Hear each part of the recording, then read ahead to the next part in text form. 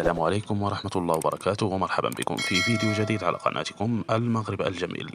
أعلن نادي مانشستر يونايتد إقالة مدربه الهولندي إريك تين هاغ، وذلك في بيان رسمي صدر الاثنين بسبب تردي نتائج الفريق في الفترة الأخيرة. وتم تعيين المدرب المساعد الهولندي نيستل روي كمدرب مؤقت في أعقاب إقالة تين هاغ. بدأت إدارة مانشستر يونايتد العمل بسرعة على إيجاد بديل مناسب، وقد أثيرت تكهنات حول عدد من الأسماء المرشحة لتولي القيادة الفنية للنادي في الأسابيع القليلة القادمة. من بين هذه الأسماء 5 أسماء بارزة: جاريت ساوثغيت مدرب المنتخب الإنجليزي السابق، وروبن أموريم مدرب سبورتينغ لشبونة، وتشافي هرنانديز المدرب السابق لبرشلونة، وجراهام بوتر مدرب برايتون وتشيلسي السابق، وتوماس فرانك مدرب برينتفورد الحالي.